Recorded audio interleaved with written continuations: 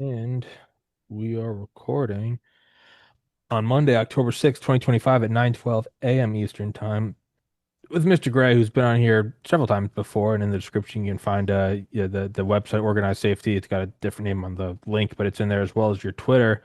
I don't know, you've probably been in here like 4 or 5 times before and kind of talked about this, that, and the other thing. And I actually had a friend who I guess some people just never like followed me to Rumble, which is fine, do whatever. But I guess some people are kind of catching up on the whole YouTube thing. Somebody actually texted me the link, one of the links you and I did yesterday, and I was like, well, that's ironic. I'm having them on tomorrow. But with that, I'm gonna hand it over to you, dude. I gave you a screen share. You take it wherever you want, brother. Thank you, sir. So, sticking with the usual topic of, everything MK Ultra related, which is a general catch-all term, just like Monarch is largely a general catch-all term. But, we are talking about ritual abuse, mind control, which we've had a talk about, hitting them with that and, how that's accepted. It is what it is, though. So just, bringing a little demystification to this and clarity to the situations of really what unethical dark neuroscience applied is and all things related. You hear a lot of controversy about Masons, right? Oh, it's the Masons did this, they did that, so on and so forth. So I'm going to do a little bit of a dive into what's really going on and how it relates to this MK Ultra derived programs that are operational and ongoing, how this relates to, ancient occult methods that are still operating today in contemporary times, and provide clarity to the whole situation. And a lot of this, there are resources cited throughout this. Okay. So, if people want to look, they can verify aspects of this. Of course, everything isn't verifiable. Okay. I'm telling you the dirt from firsthand experience also, that others aren't willing to. I want to say for the record, as much as I want to, and, I don't want to, you're back on YouTube and stuff like that. Like, let's not get you nuked right off the bat, right? And things like this. Like, so I'm not going to blast all the, roster of Royal Order of Jesters that we have. You better believe we have it. And you better believe that we fuck with them too, because they're fucking punks, and they deserve it. They're asking for it. I need you to know that whether we're talking about like UAP disclosure whistleblowers that are talking about things, or whether we're talking about some of the sidekicks to Alex Jones that are on his side that are Masons, I want you to know that these punk motherfuckers are too scared to talk about this. And publicly they say, oh well, I don't mention that I'm a Mason because it's irrelevant, and it's just it's a distraction and this and that. But behind the scenes, these people are saying, oh my God, really? Oh, the roller gestures. Yeah. In Nashville, we had a thing with them, and, oh God, yeah, they're corrupt. They approached us and they were talking about, they gave us papers for research, and it was talking about essentially what's people call adrenochrome. And, oh yeah, they try to pull us into the fold of the thing and blah, blah, blah, blah, blah. Look, man, there's a lot of people that know what's going on, but they're scared. They're scared to be killed. They're scared to be fucked with. They're scared to lose their quality of life, so on and so forth. It is what it is. I'm sick of this. And these people's power is in secrecy, okay? And yeah, there's a little bit of individual risk when you get talking about this, but the more people that talk about it, the less individual risk we all face. And it's enough, when there's disgusting corruption and just disgusting things going on, they need to be addressed. And there's nothing that's clarifying and cleansing like sunlight, so let's air it out and talk about it. And also, provide a balanced perspective, because when this stuff comes up, other Masons are like, no, you guys are lumping everything together and like, this is a clean organization. I've never done anything. I just mean well. I just, want brotherhood and to advance in society. And sure. So let's kind of pave a conducive path. Let's pave the way for people to acknowledge that, both aspects can be true. Sure, there's a lot of people that mean well and are genuinely good people that are Masons, okay? And you might have even joined specifically to help people and to learn and grow and to prosper, to progress.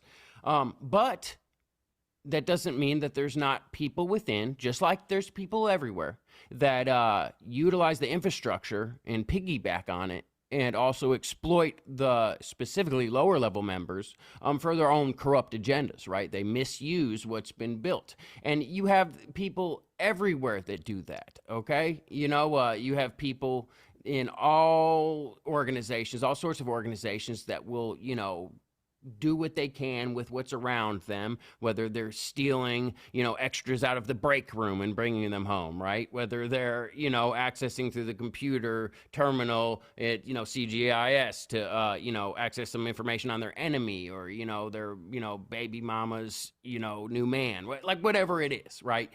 People do stuff, okay? So, like, let's not act like that's not a thing. So, anyways, that being said, a large part of specifically ritual abuse that crosses over to MK Ultra, behavioral modification, whatever you want to call it, is blamed on the Masons. Okay, and obviously we all know that the Masons have infrastructure in every single state. Multiple lodges, and this is just set up. This is an ongoing thing. There's tons of accusations. So like let's dig into it. Okay. One thing is that there is, let me drag this over here. There's a really good presentation done by Lynn Brunette. We'll touch on some of that. But anyways, so she goes into what is Freemasonry. It's a fraternal order, the largest worldwide secret society, spread by the advance of the British Empire, remaining most popular in the British Isles and other countries originally within the empire. Okay. Freemasons call it the science of morality, veiled in allegory and illustrated by symbols. Okay. Their mottos essentially to hear, see, and be silent. Okay. They're known for the use of oaths. It began in guilds and building practices, Freemasons, right? The stonemasons, practices of medieval stonemasons. Okay. They have an ancient practice of memory palaces for oratory purposes, which enabled them to conduct complex ritual initiations. Okay, what are memory palaces? People need to understand, what are memory palaces? This is essentially just tricks to get you to remember more. Okay, there's certain ways that you can phrase things, and you can kind of like bridge things together. There's a certain amount of words, there's a certain amount of combos, you can attach them to symbols, you can do different tricks in order to, it's just mnemonic tricks, okay? And they allow you to remember a lot more, okay? It's called Memory Palace is one of them, for like an internal essential, like, memory palace where you kind of build a structure internally to help you remember huge things that you wouldn't be able to just recall all the time at your whim. Okay, that's also known as the method of Loki. Okay, making a memory palace, defining a path, encoding the list, recalling the list. Okay, so that's a big aspect of this. Okay, and we'll cruise through some of this. We're just touching. Alongside this, she gives a whole presentation. We're just glancing through some of this, and then we're going to go more into the meat of it. But meanwhile, the features of ritual abuse are secrecy. Okay, obviously, there's secrecy in Mason societies, right? Because as you go up in the orders, there's more knowledge that you get. It's kind of like a pyramidal hierarchy. Silence. Okay, their oath again is to hear, see, and be silent, right? Threats. Now, when you take some of these initiations, right? Some of these rites of passage, whatever you call them. There will be oaths, and these adults, they are willingly taking part of this. They'll go through and say, oh yes, if I, betray the order, if I spill these secrets, let my tongue be cut out, let my this and that, and they'll go through a theatrical kind of like, representation of this. And this is all willing, and, like, is it traumatic for them? No, they're grown men, and, they are just, doing this symbolically and just like taking part in this, right? It's a club, right? So like on its face, this is just, It's just a boys club, right? Whatever you want to call it. So anyways, though, we'll come back to this. There's, communication between stonemasons through signs, symbols, and hand signals. And this is an early system known as operative masonry. Okay. And this all goes to handshakes. This goes to different symbols. There's a lot of codes for them to communicate, for them to know, oh, you are this and you're at this level in it, and you can kind of communicate. And you notice this isn't exclusive to masonry. This goes to street gangs, okay? This goes to cartels. This goes to a lot of different organizations use these modalities, okay? And some of them also piggyback on other symbology and signals that society is subject to, kind of like even subconsciously. Just like there's certain aspects, for example, like stop signs are octagons and they're red, right? And when you see them, you stop, right?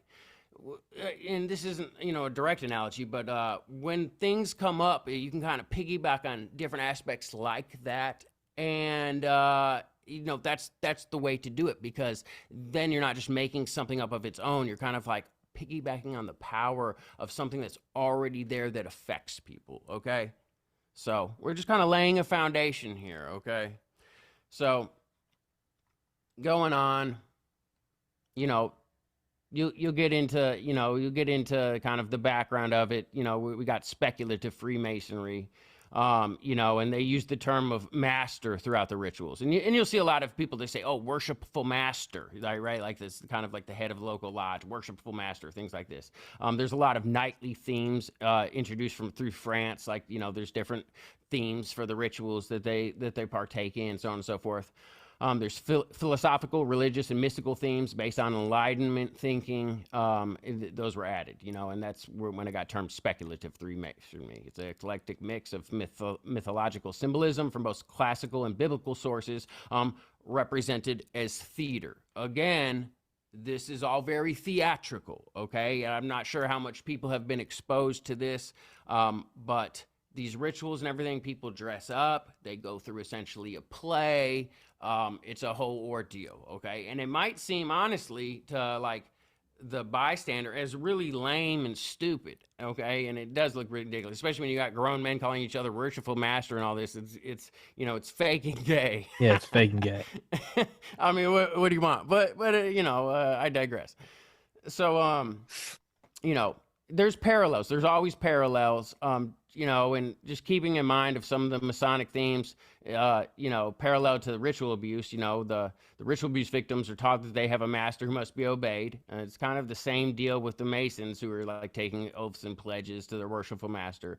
And then, their abusers are often dressed in cloaks and sometimes as knights. Again, there's parallels with how the Masons are dressing up for their rituals and their initiations. Again, the ritual abuse, there's tons of myths and biblical themes that are enacted theatrically in these rituals. Again, a parallel. There's, imagined versions of ancient mystery cults. And, this is, when you say imagined version of ancient mystery cults, here's the thing is, who knows what the mystery cult is? I can't just be like, oh yeah, refer to this reference, and this is for sure a snapshot where we recorded back in time and show you this. It is what it is. It's all subject. It's all subject. It's all relative. What do we believe? What do we know? What's the mainstream idea? What's the leading now, like, kind of like, breakthrough theory of people from the latest evidence and these ancient tablets and this writing and this interpretation. It is what it is. There's a lot of different ideas of what exactly was going on with Egyptian mystery, with Babylonian blasphemy, as I call it, and so on and so forth. So, just going on here. Ritual abuse, uses the reverse Kabbalah a lot, Egyptian and Druidic themes, and Mithraism. And that's Mithraism is the Mithraic Mithras and the Mithraic mysteries. Okay, that's a huge thing that crosses over a lot. And that was like largely in the Roman times. It was a male-only club as well. There was 7 main rites and rituals, 7 main degrees, things like this. And there's parallels with everything else. It's just like, if you look at different religions, you look at different things, you'll see like there's a lot of parallel themes, whether they use different jargon, they use different terminology, they use different nomenclature for it. You'll see, like, just like with the story of Jesus, right? You'll see a lot of people, like, there'll be another story somewhere that calls it something else, and there'll be like 12 affiliates with someone, and this and that. Same thing with Mithras, same thing with a lot. So, it's just whatever it is, it's a story, it's a theme, etc. So, there's a lot here, but Freemasonry, a spiritual tradition associated with the psycho-spiritual needs of men. The central allegory representing spiritual growth is based on the building of Solomon's temple. And again, you get to Solomon's temple. Is it a physical thing? Is it the temple of the mind? Blah blah blah blah. The second degree of Freemasonry's symbolism of winding stairs, the pursuit of a mystical experience of the Godhead through patient spiritual practices. The third degree involves the legend of Hiram Abiff, the murder of the master builder. And you'll see the Hiram Abiff, like, a lot of these rituals are surrounding this. And that's kind of where people are taking the oath to cut out their tongue, to do all this different stuff. And then ritual abuse, there's strong parallels. We're not going to take these exact initiatory scripts and compare them, but if you get digging in it, you'll see, like, just like in ritual abuse, the demonstrations of "we could kill you," it's common. Spinning, and there's some spinning in some of these as well. And we had, I think our last discussion was spin programming. Yeah. So, there is some parallels also in Masonry about this. So the Hiram Abiff legend parallels current concepts of trauma and dissociation. Again, it's the pursuit of a mystical experience through shock. Okay. That's what's common in ritual abuse. The Lewis, it's the Masonic term. It's a dualistic term, right? It means the son of a Mason. So if you're the son of a Mason, you're a Lewis. It's also a tool used in laying the foundation stone. Laying that foundation stone is the Freemasons' foremost civic duty, right? Because this is about philanthropy. This is about building society. Again, the Lewis in itself, it's a generational term because you're talking about the son of a Mason, okay? And in ritual abuse, this is all about generational trauma, okay? And children of Freemasons are particularly at risk. We say this because far and wide, and again, some people may be familiar with me, some people may not, but for the past decade, I've been case working with individuals. And I built my system, Organized Safety, which I co-founded. There's other people involved that aren't public. I built that on top of the work of Valerie Wolf, who was essentially a trauma therapist that brought forth corroborating information from a network of therapists at the 1995 ACHRE, at the Presidential Hearing Committee. Here's what's going on is there is an attack on people that discuss this publicly. There's a lot of smears. There's complete campaigns. This crosses over into corrupt programs that involve government aspects as well, just like how MK Ultra blew. There's kind of new versions of that, and there's an assault on people that talk about this. But by far and wide, what ritual abuse, what mind control, what behavioral modification people are reporting is, generational abuse. They're reporting that they're in Masonic families, that some of this was taking place at Masonic lodges, things like this, right? So that's why we're digging into this and crossing over. We're getting into this, Anton Mesmer, jumped in with the spread of mesmerism throughout the Continental Lodges, mesmerizing someone. Like, this goes hand in hand with hypnosis. Cagliostro's clandestine Egyptian rites, right? The use of children in hypnosis in the Egyptian rite.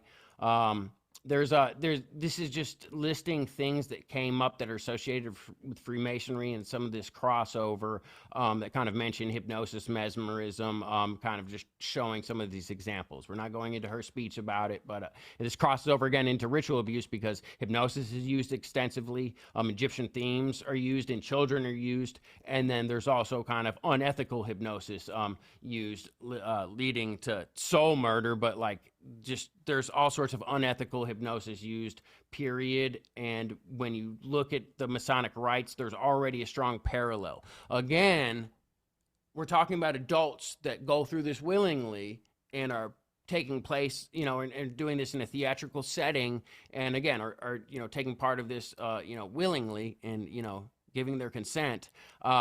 But we're about to branch off. It's a little bit different when you bring a child into this. And again, we're just touching on things that people can look into for themselves, where they see the crossover and the involvement of certain aspects that can be looked at. Cagliostro's Egyptian rites, the mesmerism, Anton Mesmer, things like this that were kind of brought into the lodge. Okay, so again, this might not be something that all Masons are wholeheartedly involved with. This might not be anything that they think twice about. But are there aspects that were introduced there, and are there certain people that expound on this and utilize this? Well, let's get to that further. So this is a whole presentation that people can dig into themselves. A lot of people have probably heard, if they're against Freemasonry, they've probably quoted Albert Pike a lot. He's really had some writing that a lot of people that are against Freemasonry quote, morals and dogma, and they go into the whole Luciferian aspect, the corruption, description of men degrading each other, under the pretense of initiation, just all of this, right? And again, just like Pike said, that there's degrading of each other, in ritual abuse. There's a lot of weird mysteries, a lot of shock treatment. There's a lot of degrading, insulting, and humiliation, right? And it's treated as a joke, and that's an important aspect, because on the adult end, it's all in good fun, and you can bust each other's balls, and there's progressive. There's a progressive aspect to that. So it's how far can you go? It's ha ha ha, all in good fun. Just the guys giving each other a hard time, and helping each other grow and harden up, right? But again, it's different when you're introducing children to this, okay? But again, we're just going for the parallels, just for a basis. You bring Aleister Crowley into this in the Book of Law, and he was all into Egyptian themes, right? And basically, you can see that a lot of people that are Masons and into the Masonic traditions, especially in contemporary times, there gets to be a lot of crossover. And people really kind of get into the Aleister Crowley aspect. Then you have a lot of crossover into the OTO, just into that whole working order of things, right? Because these people that get into the Masons, some of them are more down to earth and just want to keep this simple. They just want the brotherhood. They just want the connections. They just want to get deals on a handshake, so on and so forth. But some of them really get into the esoteric occult aspects of this, okay, and really dive deep into that. Then they're branching off into other things, okay? So, there's going to be different types of people in different organizations, and certain ones that are into certain aspects might be more prone to climb the ladder and might be more useful to the top, because, as you're going through this, you're progressing through certain knowledge and secrets, and, cult. What does a cult mean? Hidden, right? Just hidden knowledge. So this is the sort of thing that people are getting into.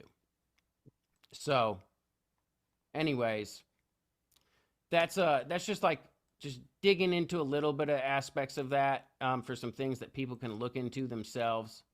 We'll go ahead and go into an overview of Masonic ritual abuse, okay? So, Masonic ritual abuse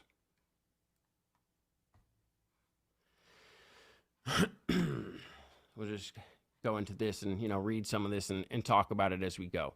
Masonic ritual abuse, it's a term used to describe organized ritualistic mistreatment perpetrated by members of Freemasonry or affiliated secret societies, okay? In-depth information is highlighted in countless corroborating survivor testimonies and even academic presentations such as Dr. Lynn Brunette's presentation, which we just showed you aspects of, some slides from, at the 2024 Survivorship, Trafficking, and Extreme Abuse Conference, goes into this.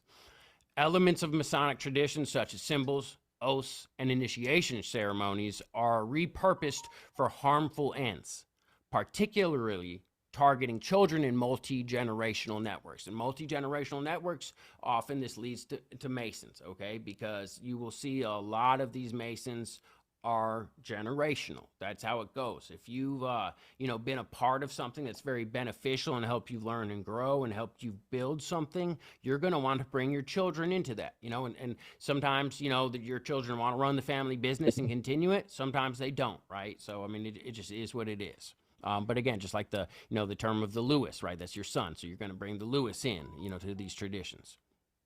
So this is often linked to broader concepts like satanic or sadistic ritual abuse, SRA, which, let's not get caught up over the terms, because some people may call it satanic and they'll say, oh no, satanic, that's you're giving people a bad name, you're doing this, you're doing that. Look, let's not take everything so hard at face value. Yes, sure, there's benign satanic people that just want to listen to certain rock music and are kind of put off by hardcore Christians that were hypocrites. We get it. Okay, we understand.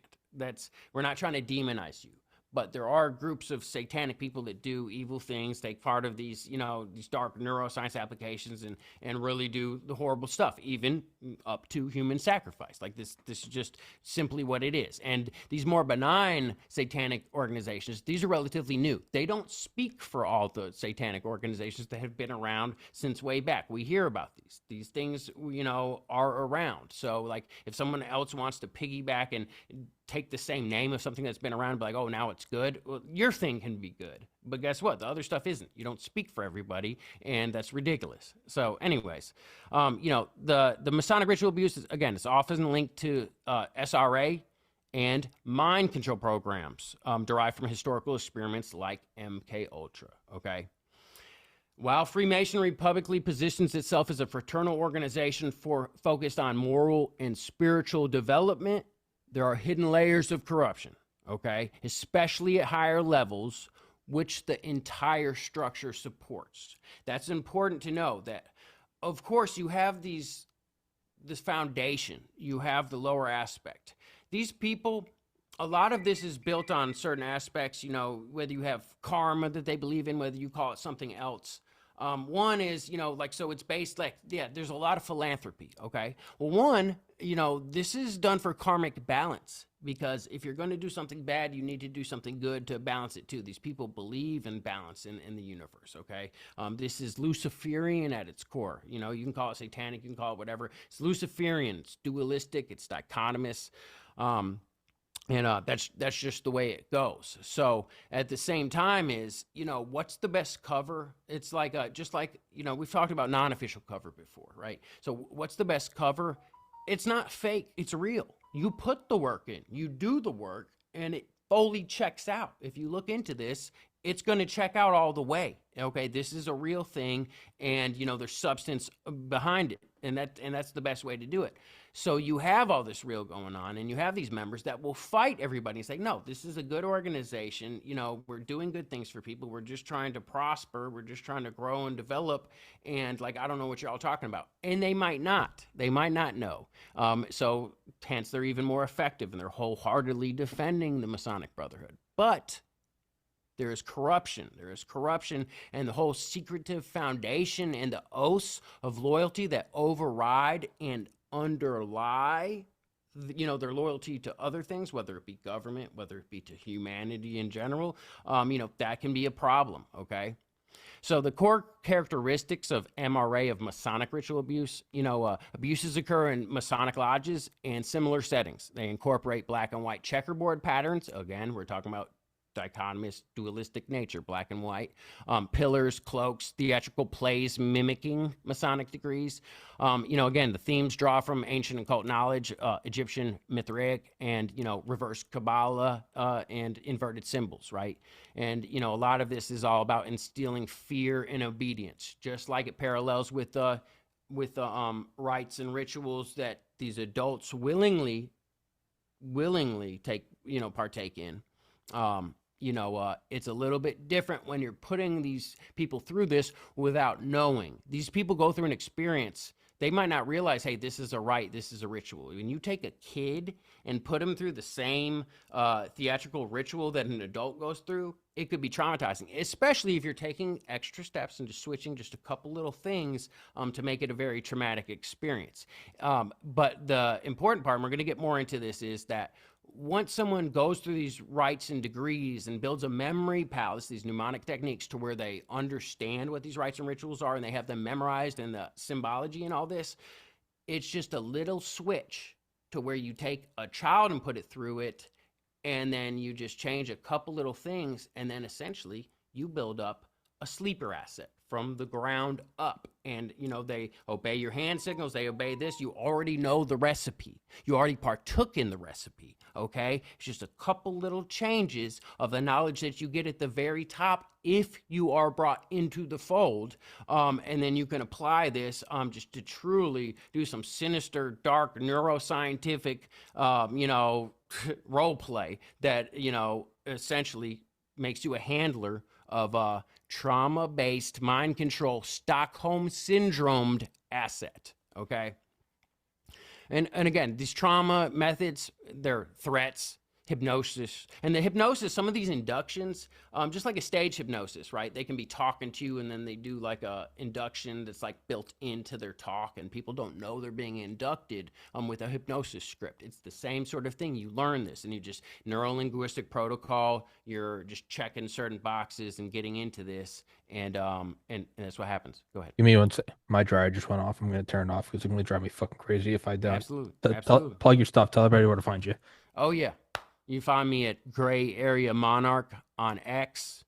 And for anybody that's been through ritual abuse, any whistleblowers, insiders, defectors, so on and so forth, you can go to organizedsafety.org. And what that is that's an anonymous and end-to-end encrypted platform to where you can submit information. And then you can also opt in to be notified if that information is corroborated. So you can submit persons of interest, and there's a lot of forms for details, specific details, locations of interest, or just general reports of interest. Say you name a specific perpetrator that's not known publicly, say you name a specific location, so on and so forth. Then if that's corroborated by other people, then you can opt in with an email address. We recommend making a brand new email address, and then we will contact you if you opt in. And of course, at that point we would vet everybody before we connect people, but that's how you build cases: blind preponderance of evidence, for civil, burden of proof for criminal, so on and so forth. That's my own MK Ultras. That fucking dryer starts going off, starts beeping. I go, dude, it drives me insane. Sorry, keep going. No, absolutely. So anyways, the trauma-inducing methods, threats, hypnosis, shock tactics, degradation, physical, sexual, spiritual harm of all types, and these are done and used to create dissociative states, which enable the long-term psychological control. It's all about the dissociative states. Again, dissociative states, they have to be created in a child during, interrupting brain development, okay? Interrupting that brain, integration, because, children are born with disintegrated brains, and then they form over time. And again, like, you take some of these rites and rituals and you mirror them, and there's just even small changes to make them even more effective. And this is how it crosses over to between, willing adults, that consent, and then to children that are brought into the same system of rites, initiations, rituals, and symbology and hand signals and so on and so forth. Hypnosis is especially weaponized because it's used to embed commands and erase memories. Think of stage hypnosis. After you hear the bell, you'll cluck like a chicken, but you won't remember these commands. And then the people who hear the bell after it, and they don't remember being hypnotized, cluck like a chicken when they hear the bell. It's that simple, unfortunately. But there's under a specific set of circumstances, this can be used wildly unethically. Okay. Again, it's generational and hierarchical in nature. It's often tied to family bloodlines where fathers or grandfathers were, high-ranking Masons, right? And it carries forward trauma as a twisted civic duty. This isn't just told to you when you're forced to do it.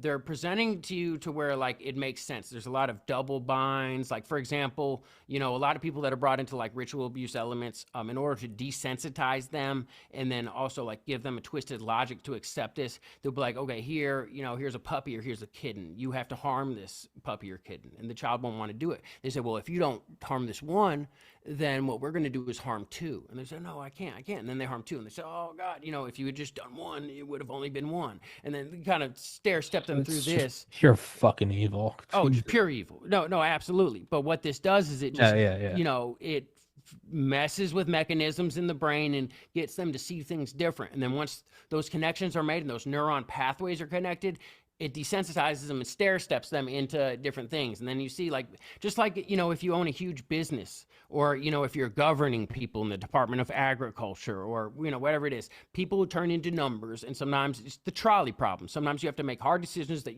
are going to fuck off a few people. But maybe they'll do something good for the rest of them. Right. And it's kind of like, hard. And a lot of this is too, that like people can't take care of themselves and they need to be governed. A lot of it's based on that. So, again, there's a heavy distinction between adult choice and child coercion. Okay. Freemasonry standard initiations for adults are voluntary. They're symbolic. Their journeys emphasizing ethical growth, brotherhood, and self-reflection. Candidates are progressed through degrees, entered apprentice to mastermation, they go through petitions, vetting, background checks, and ballots from other members, and proficiency tests. They have to remember the symbols, the oaths, the grips, which are handshakes, so on and so forth. And again, a lot of this is done through memory palaces, through mnemonic techniques, and through conditioning that makes them remember this. And if, in order to progress to certain levels, they need to go through this and be good at it, essentially, right? Higher pass, like Scottish right up to the 33rd degree, and then other things that are, not publicly known. They require invitations based on service and leadership, and that unlocks deeper esoteric knowledge, right? You have to be allowed in the club, okay? Now, in contrast, the ritual abuse, the Masonic ritual abuse on children, it inverts this into non-consensual horror, okay? While the adults experience metaphorical death and rebirth, blindfold, staged perils in these plays and these initiatory rites that they take place, it becomes literal trauma, okay? They may electroshock the children while they're blindfolded. There may be assaults. There may be mock sacrifices, or even in some cases, real sacrifices. And this is to fracture the psyche. So you take the same plays, but add a little bit more realistic elements to it and take away the consent. And it's absolutely terrifying to a child, and it will instill the lesson. It's not just that an adult now is consenting and agreeing to cut out their tongue or something like this. They'll see this take place in front of them and go through some trauma to remind them. You ever slam your hand in the car door? And then for the next month, you're like, whoa, every time you go up to it, it's like, be careful. My dumb ass fucking slammed my hand in the car door. I better be careful. And you automatically remind yourself. Well, one traumatic experience for a child, and you hear about this because they carry it for life. One traumatic experience for a child will teach that lesson so deeply. It will so deeply embed to the cellular level that it will stay with them. Okay. And that's all it takes is one non-consensual, horrible ritual to teach them to be silent and to teach them that if they're not silent, that people are going to know and that they will suffer for it. And not only that they will suffer for it, but some other people that they love will suffer for it. So something like that, right? So, this deliberate perversion exploits the Masonic tools. Symbols is trickles because you're using these same symbols, right, that are already built into everybody, and, they've already memorized them and went through this. Oaths for silence, and again, signals for compliance. This is to program victims as compliant assets for exploitation, and it goes into, trafficking, covert operations, whatever it is. There's going to be different types of people that go through this. They have different aptitudes and they're routed to different areas, but this is all just like the base level programming that essentially turns someone into a modern day slave. And the modern day slave is the same thing as an asset, right? That can get handled. There's different terminology. People don't need to get caught up in this, So, the goal isn't enlightenment, but domination. And it blends occult elements to erode trust and to induced dissociation. That's what it goes to. So the Masonic advancement involves rigorous study, memorizing rituals, and improving loyalty, right? And at the elite levels, like 33rd, so on and so forth, there's a lot of different organizations. Once you get to 32nd, there's a lot of invite-only organizations. Once you become a Shriner, especially, there's a lot of invite-only, and we're about to get to that. And at that stage, you get access to advanced symbolism and certain networks, okay, certain clubs, certain exclusive parties, certain, so on and so forth. Now this knowledge that they get at the top, it inherently enables the abuse, okay? The high degree members, they adapt initiations, they twist the hand signs like we've been talking about into control cues, and they twist the rituals into hypnotic scripts and programming tools to create the mind control slaves. That's all it is. And generational involvement amplifies that, right?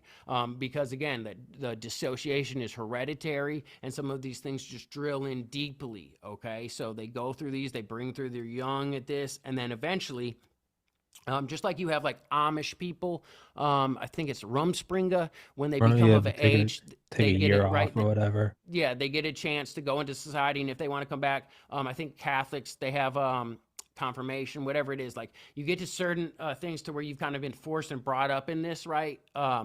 And then you get to make the choice when you're an adult. Well, it's similar to this Masonic ritual abuse. You might go through these initiations and all this as a child, right? But also you got to understand with this bad stuff, you also see they get examples of the good. They say, oh, my father's rich. He owns these businesses. People listen to him. He has power, power to avoid the trauma that I've been through, right? So like there's good aspects to all this. And then eventually they get the choice, and that what they do is, and this also bridges the gap neurologically, is the same horrible ritual trauma that they went through a kid that made that original split, that dissociation, that compartmentalized a part of their psyche. They will be presented with the choice to do that to someone else. And when they do that to someone else, it's completing the cycle, and it bridges, just like a smell will remind you, that same act that they had done to them that they then do to someone else. That same act will bridge that gap, and it's a process called going conscious, to where then they step into it and they become the abuser. They become the handler. They become the master with the power. So like, it's a whole cycle. And that's really how these powerful, psychopaths that are running things, this is the process that some of them bring their young through, and then their young eventually take the helm. They go through this forcefully when they're young, but eventually when they get to that point, they make the choice, okay? So, yes, there is a level of, just victimization and all that, but then if you see these people at certain levels in this, at a certain point in their life, they made the choice and they are perpetrators, okay? And they should be held responsible. The generational involvement amplifies this. The lodges, they serve as covert hubs, and they're connected to intelligence programs that run generationally, just like Monarch. Okay, so I mean that's what that is. So there's a lot of different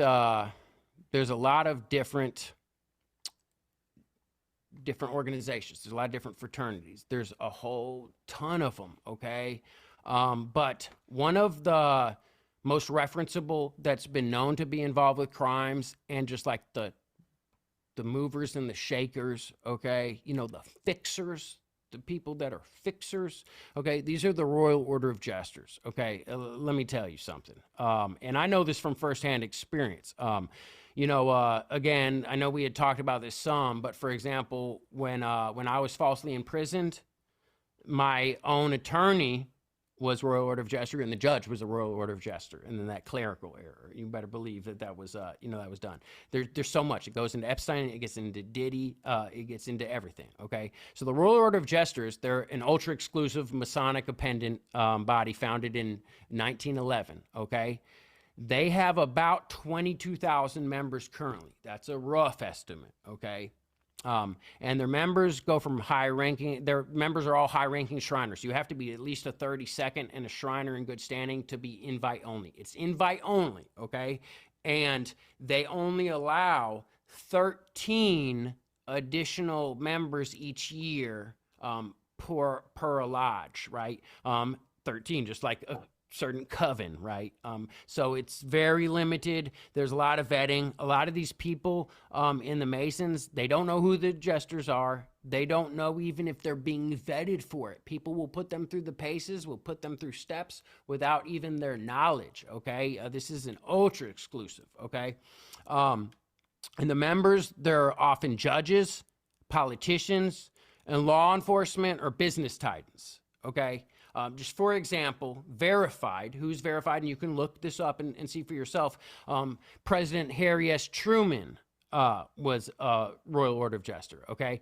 And what did he do? He was instrumental in forming NATO and establishing the NSA. You know what I'm And saying? the Like, and the just to CIA.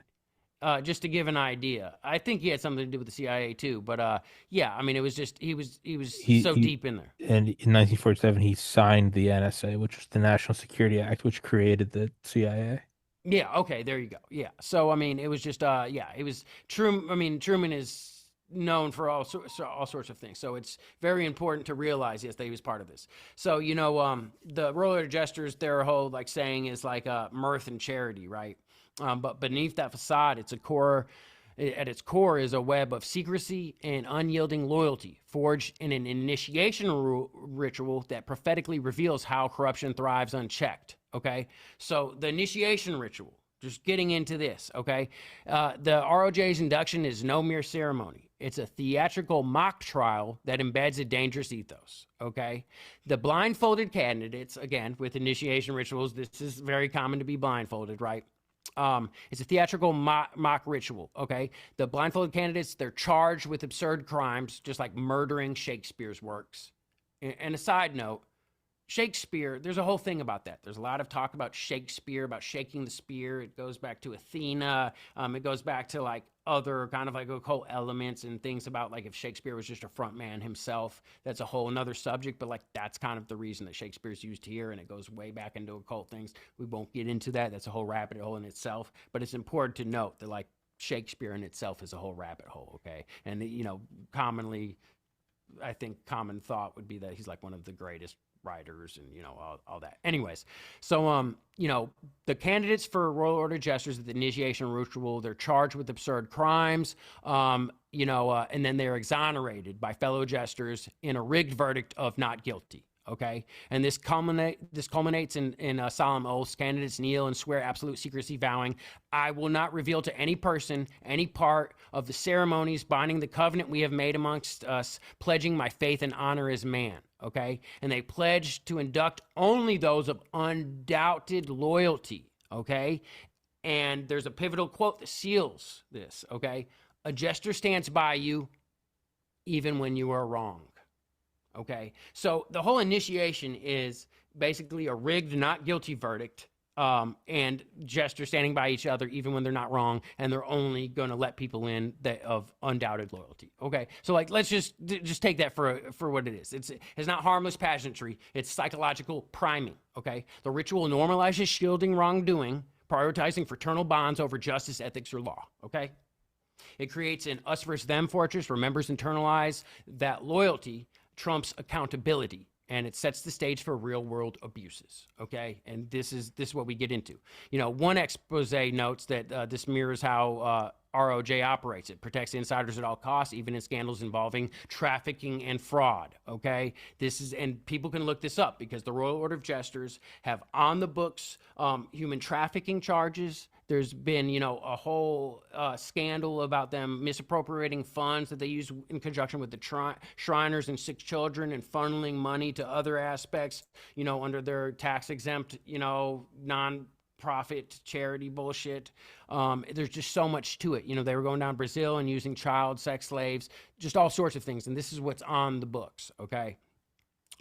Again, their oath demands allegiance above all, family, profession, country, fosters a shadow network where high-profile fixers orchestrate schemes with impunity. Okay, strategic members in judiciary, politics, and intelligence leverage positions to advance illicit agendas, while the veil of secrecy ensures leaks are rare and swiftly quashed. Lower level Masons, eager for fraternity prestige, become unwitting pawns. They provide cover through plausible deniability, performing favors like logistics or even alibis without grasping the full criminality of what they're covering for or taking part of. And they serve as buffers if scandals do erupt, okay? And that's what it is. Again, the lower level members don't know what's going on. They're being used, okay? And they better not say anything, because then guess what? They're going to lose their place. They'll never go up the ladder, and, you know, you just lose a lot, you know? It's just the dynamic plays out ruthlessly, right? You know, elite jesters plot a clandestine books of the play gathering, was what they're called. They use underlings for dirty work. You know, the FBI probes that uncovered prostitution at ROJ events, where judges and cops transported women and minors across borders and violating the Mann Act, right? The lower ranks handled the arrangements and believed it just was like fraternal fun, right? Just believed it was like little party stuff, right? You know, and then there's been whistleblowers that also describe child trafficking ties with senators and professors involved, rounding the victims through the Masonic carved out channels. That's just part of it, you know. Anyways, so again, when they get exposed, loyalty kicks in. You know, they silence people. Internal probations and things like this will whitewash punishments. Then the influential members, whether it be judges or whatever it is, are, you know, going to issue lenient sentences and bury evidence, right? There was a RICO lawsuit in Minnesota. It did get quashed, but it was for wire fraud, intimidation, you know, so on and so forth. Sandy Frost released a book, Vampires of Charity. That's something people could look into. It's a really good book that really goes into citable references for aspects of, you know, the financial crimes and funneling funds and so on and so forth, okay? There's been a lot of talk about ROJ's ties to Diddy and Epstein, okay? And there's a common thread for government hidden abuse, right? And again, this ties into MK Ultra programs, to where, you know, these are really the people that are utilizing these sex slaves, again, tied in with Epstein and Diddy, to where they're providing cover and transporting, and, you know, whether it be, you know, members of police that are security, whether it be, you know, the judges that are making sure stuff doesn't get granted, warrants aren't given, blah, blah, blah, blah, blah. It goes up the chain, and it just, it is what it is, right? So there's a whole lot of that. You know, there is, and if people go, for example, on my, X page, my Twitter page, there are tons of references, whether it goes into lawsuits, whether it goes into articles, and even, you know, there's even, some of these, specific, you know, FBI archive, there's government, there's you know, legislation. It goes into all the different aspects, just for people to actually review themselves. But it's a lot to look into. So anyways, another thing, just I know we're getting here on time too, is here's one aspect, No, just so we people can can still do it. see. We can still do like 15, Okay, 15, okay. 20 more. Yeah, I have a meeting at 10:30. So recently, there was a Royal Order of Jesters, and this is, you know, my ex Twitter, right? There's a Royal Order of Jesters dropped in a letter to a Diddy judge urging pre-sentencing release, right? When it comes to Diddy, when it comes to Epstein, the ROJ are moving and shaking and fixing. You know, this is what I said, you know. Now, I don't believe the name drop is due to case relevancy. There's so many cases to compare Diddy's situation to. It's a message, it's a reminder, it's knowledge of a key organization of co-conspirators and worse. Now, it's funny, you look at, you know, Diddy, you got Bad Boy Entertainment, right? And this is just, you know, a little thing. Like, you know, how much water does this hold? It's just for fun. But, you know, Royal Order of Jesters, Murtha's King, you know, come on. You know, it just, you know, little drops in the bucket. But anyways, you see this. So, you know, we get into here, and this was one of Diddy's ex-girlfriends, right? And one of his ex-girlfriends wrote the judge over his case. And they referenced the Royal Order of Jesters in a case where they were transporting undocumented women across state lines to force them into prostitution, right? And they essentially urged for Diddy's pretrial release, okay? Or, you know, whatever, his release period. Now, how many cases are there to compare to Diddy's, and how many parallels were there with the Royal Order of Jesters? That's not what it was about. Okay, it was about, hey, we're going to start talking. We're going to start talking about the Royal Order of Jesters and the people involved with this, that we're working hand in hand with Diddy. Let's get them out of here. That's what it is. It's, trying to use that leverage for it. And so you even have people writing the judge talking about Royal Order Jesters. I just thought that was an interesting aspect to bring into it, because again, these are the movers and shakers. Again, even with Epstein, this is something that people cannot underestimate. Okay, I mean, this is in every state. There is tons of them. Again, right now we're at about 22,000 members, roughly, maybe even more. And we're looking at primarily law enforcement, judges, politicians, and business moguls. That's what's allowed up here. And these other people, like the Masons, and they're on record, they don't know where they gather at. They don't know who the Jesters are. Even these people that have been Masons for their whole life. You have people that have been Masons for 40 years that are on record saying, I don't know where they meet at. I don't know them. It's a very secretive organization. And again, they put people through the paces and test them. While they're going through all this, they won't know. They do not know what it is.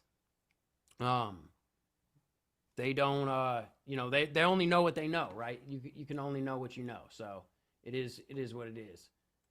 So got a little bit more here. Trying to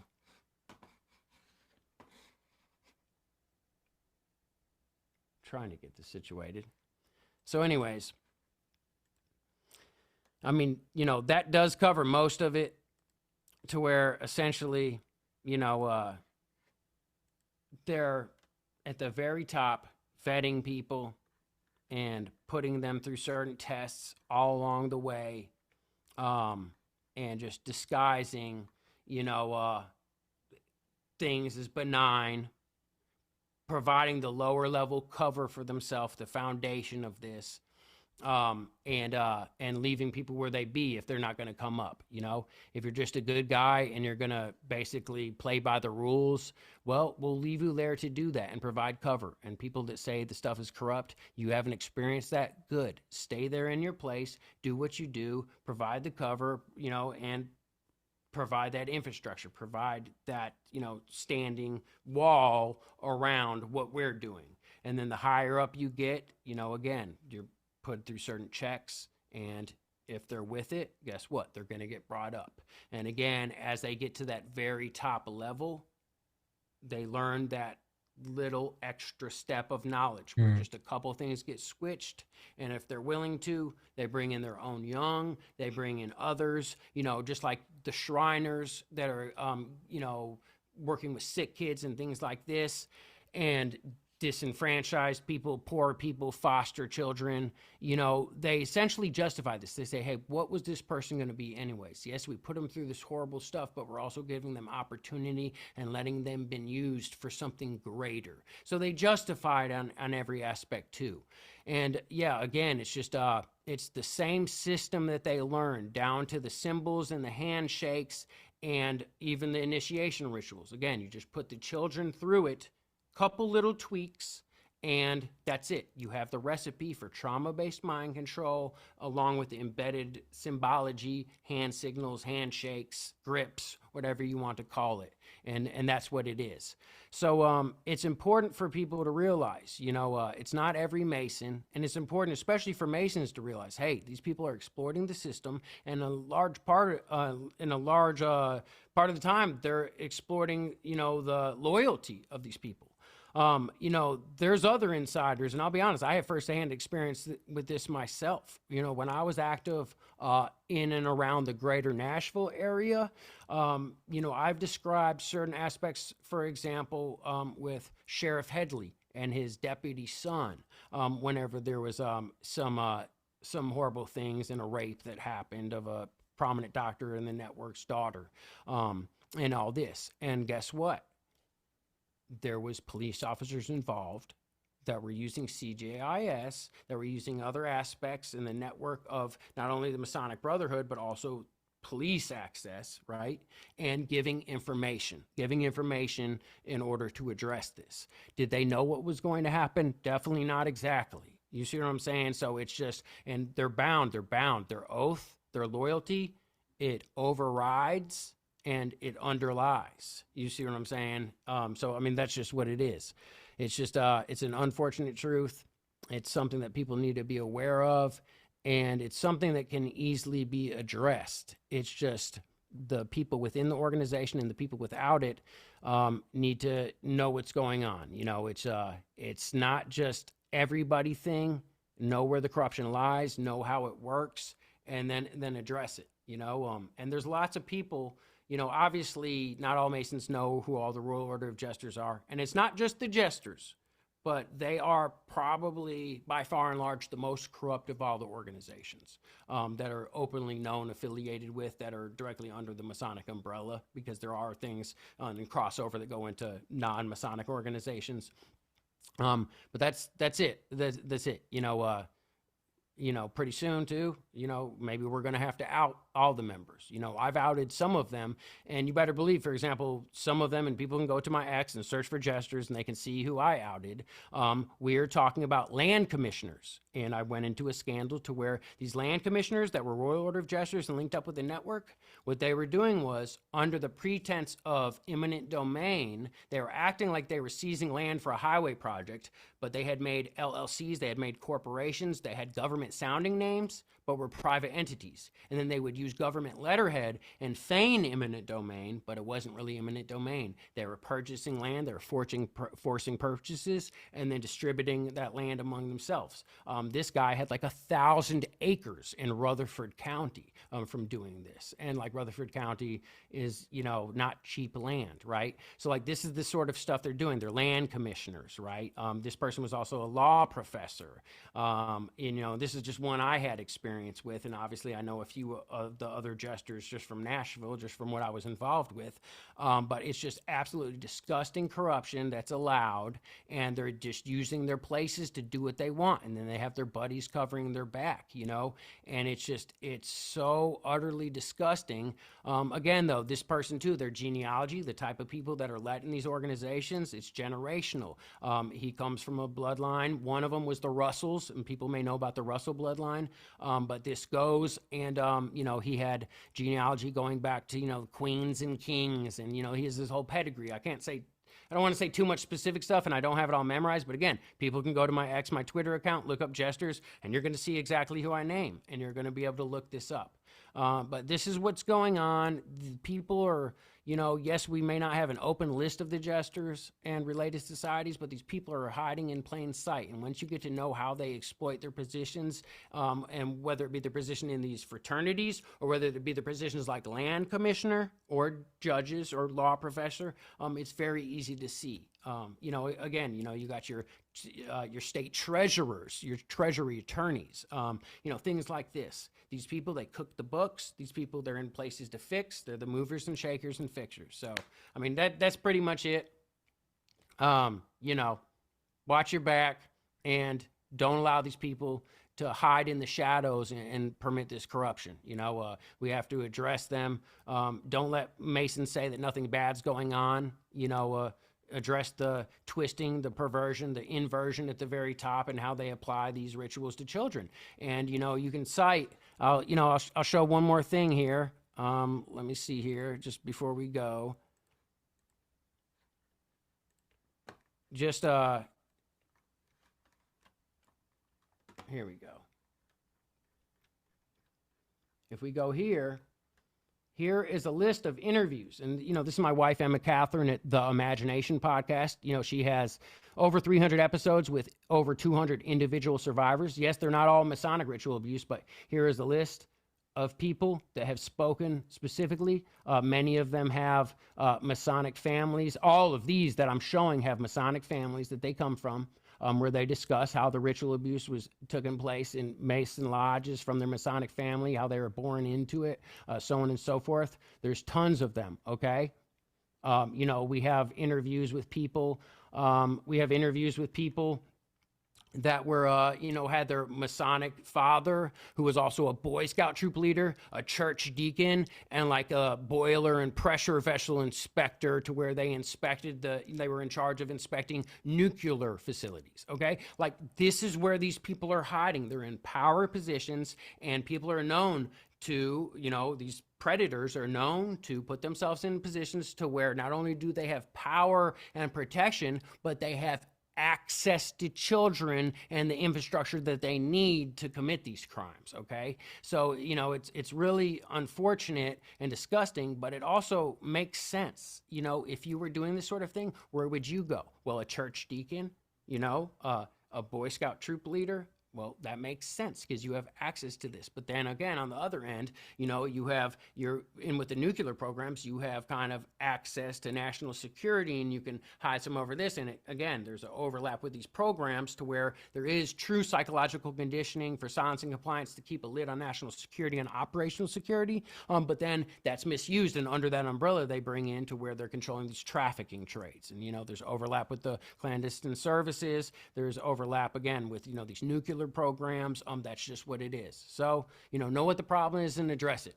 I say the same thing 100 times. That's what it gets down to. Royal Order Jesters, we're coming for all y'all. Oh, and we see you, and no one's scared of y'all bitch ass motherfuckers. And with that, good sir. Yeah, guys, go to the description. Please go to the website. Please go to the Twitter. Uh, Dude, great as always. I appreciate your time, man. I You are a appreciate you. walking encyclopedia. No, thank you for coming on and doing it, man. I'm always happy to give you my platform. I greatly appreciate you airing this, because not a lot of people want to go there, but I swear to God, this is the truth, and y'all can look at most aspects of this. Don't listen to me. Look into the cases for the Royal Jesters. Go look into some of those cited reference links, and then listen to the just massive amount of survivors that give their firsthand testimony. They have nothing to gain; they only have things to lose from saying this. And you can even branch into the nationwide trauma therapists. They don't speak openly because they are under attack, but you can go there, and that's where the information is. That's where a lot of these people surface. So do some digging and find out for yourself, and let's address it. It's actually really easy to fix. Just stop letting these people permit these, perpetuate these crimes. It's an open secret. Let's settle this. So And place your faith in the Lord. absolutely. And go for the head. Break the cycle. Organize safety. Organizesafety.org. If anybody has information, any whistleblowers, insiders, any survivors, any victims of this, please, you can remain completely anonymous. We need this information. This is how we are building our database, and this is how we pursue this. So thank you. You're good, man. Gray. Thank you so much. It'll be up tomorrow, I believe. I will send it to you. And till next time, brother. Take care. Thank you so much, guys.